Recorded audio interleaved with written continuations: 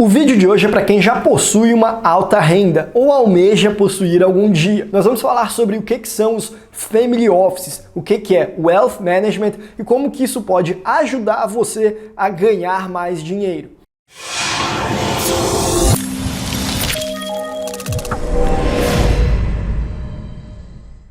Pessoal, eu me chamo Guilherme e aqui no canal da Capital Global a gente conversa sobre vantagens de internacionalizar para ganhar mais dinheiro nos investimentos, no empreendedorismo e também para conseguir pagar menos impostos e conseguir proteger mais aquilo que você já conquistou. Falamos então sobre bolsas de valores, oportunidades internacionais de negócio, sobre planejamento tributário, segunda nacionalidade e estratégias de blindagem patrimonial. Se você gosta desse tipo de conteúdo, considere se inscrever no canal, então ativa o botão das notificações clicando no sininho. Não esquece de clicar no botão do gostei para o YouTube te recomendar mais conteúdo como esse e, é claro, deixa um comentário também com sugestões de pautas, por exemplo, que você gostaria de ver com mais frequência aqui no canal. Mas então vamos lá conversar sobre o que são os Family Office e o que é o Wealth Management e como que isso pode beneficiar você. E para entender o que são os Family Offices, primeiramente, nós temos que entender como que eles surgiram, por que eles surgiram,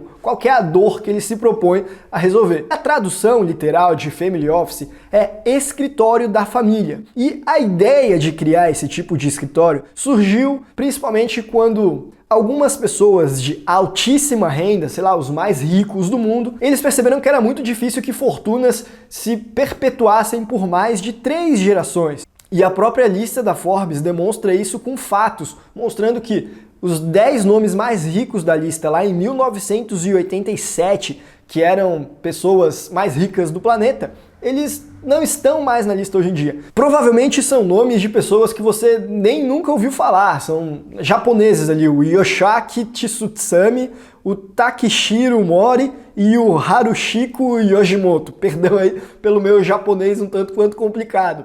E aí, se nós formos ver a lista da Forbes mais recente, nós vamos ver nomes de pessoas que fizeram a própria renda nos últimos anos, sei lá, Bill Gates, Jeff Bezos, o Elon Musk, Mark Zuckerberg, Sergey Brin, Larry Ellison, Amancio Ortega e Larry Page. Todos esses são pessoas que começaram pequenos negócios, empreendedores que tinham negócios de garagem lá atrás e que depois ficaram trilhardários, eles não nasceram ricos. O que, diga-se de passagem, demonstra uma dura realidade para a esquerda de que as famílias não são ricas e se mantêm ricas, criando como se fossem uma casta, que a gente vê, por exemplo, o Thomas Piketty defendendo essa ideia aí no livro O Capital no século XXI. Na prática, se você for ver, a questão não é bem assim. Aquelas famílias que eram ricas há 3 gerações atrás, hoje em dia já nem estão mais na lista da Forbes, salvo, é claro, algumas exceções.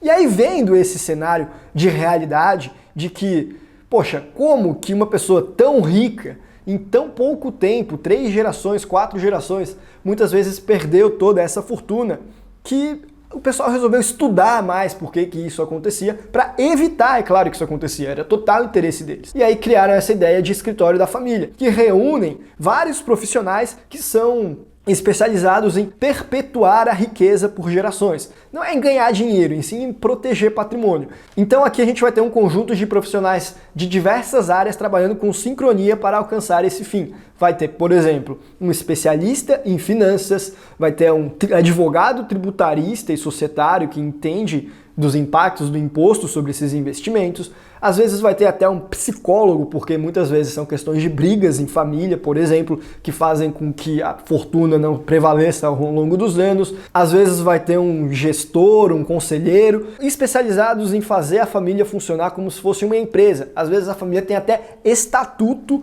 para evitar aí que aconteça alguma coisa na qual o patrimônio da família não se perpetue, botando, por exemplo, um diretor, que vai ser um membro da família, para cuidar das decisões mais críticas, com uma mesa de conselho e por aí vai. E o ponto é que esse tipo de serviço, esse escritório da família, ele surgiu então lá atrás para só as famílias de alta renda, milionárias, ou melhor, bilionárias, mas cada vez mais ele está se tornando algo mais popular. acessível para a classe média alta, para as pessoas ricas. Para quem já tem mais aí de 300, 500, $1.000, já consegue acessar esse tipo de serviço. Antigamente, o escritório da família era um para cada família. Hoje, a gente já tem a figura do Multi-Family Office, que pegam tickets de famílias não tão trilhardárias assim, mas que conseguem auxiliá-las aí de forma mais completa. E nesses escritórios, hoje em dia já também não tem mais tanta a figura do psicólogo, embora em alguns deles ainda tenha, ou ao menos seria necessário. E aí talvez você se pergunte, Guilherme, mas qual que é a diferença então de um family office e eu contratar o gerente do meu banco ou um agente autônomo de investimentos com auxílio do meu advogado, do meu contador e quem sabe do meu psicólogo? Bem, a primeira diferença é que no caso do family office você encontra todos esses profissionais já trabalhando em conjunto com sincronia, o que facilita as coisas aí. A segunda diferença é que muitas vezes eles já têm um foco mais voltado para ajudar você nessa missão de perpetuar a riqueza, o que às vezes o teu advogado trabalhista não tem, ou talvez, principalmente, o teu psicólogo. E uma terceira principal diferença é que, diferente de um gerente de banco, diferente de um agente autônomo de investimentos, ele vai trabalhar para você. Ele não vai trabalhar para o banco, ele não vai trabalhar para a corretora de valores. O que significa que dificilmente vai ter tantos conflitos de interesse como teria se fosse aí o gerente do banco. Muitas vezes ele não oferece aquilo que é melhor para você, seja porque o banco não tem aquele produto ou ainda porque ele não vai bater meta se você comprar aquilo. Pensa para quem pediu para o gerente do banco lá em 2016 para comprar Bitcoin. Às vezes o gerente do banco sabia que aquilo lá seria uma boa oportunidade, mas falou para ele não comprar. Pediu para ele comprar, sei lá, um fundo multimercado com taxa de administração de 3% ao ano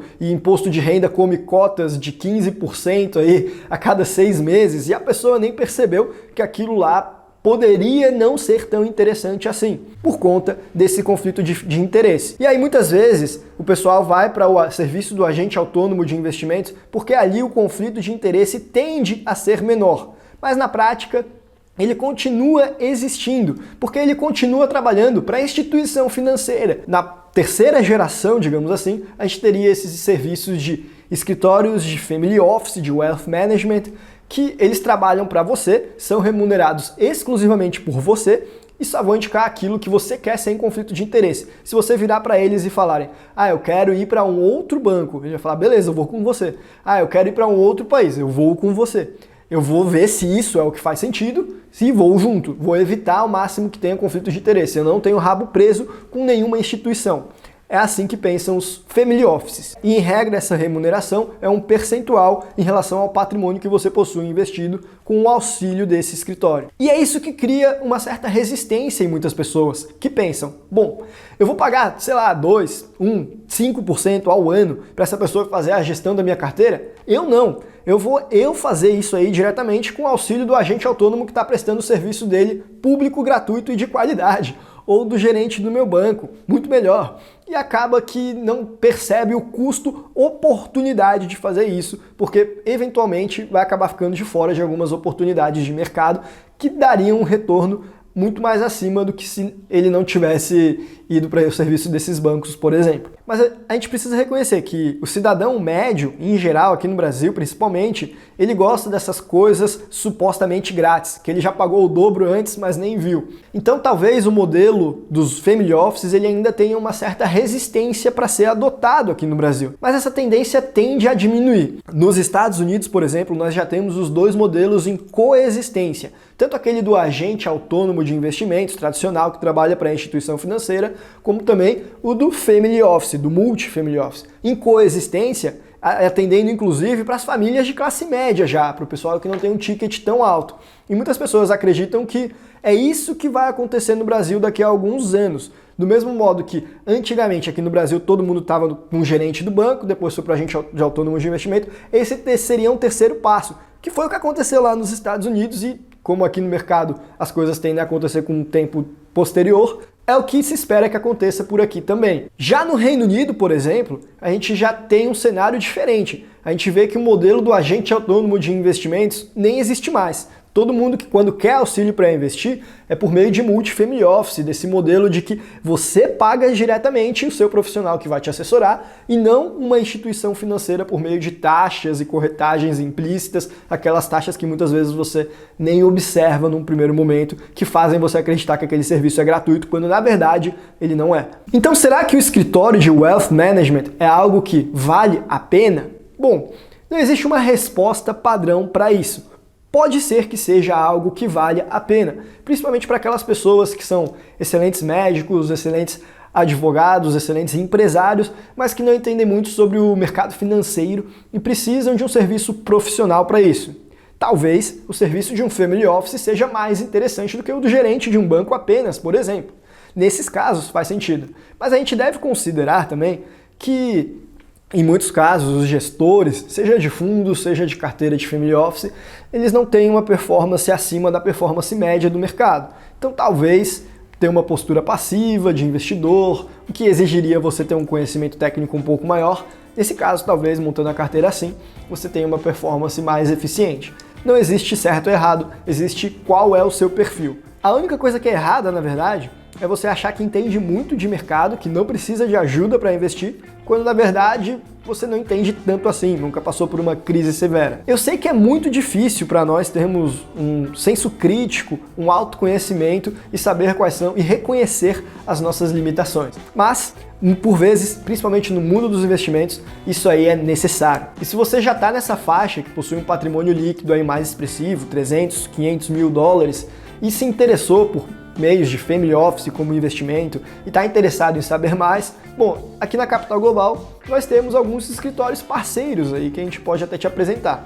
Se quiser, fica à vontade para entrar em contato com a gente pelo site ou ainda pelo e-mail que está na descrição. Por esse vídeo, a gente vai ficando por aqui. Um abraço e até a próxima.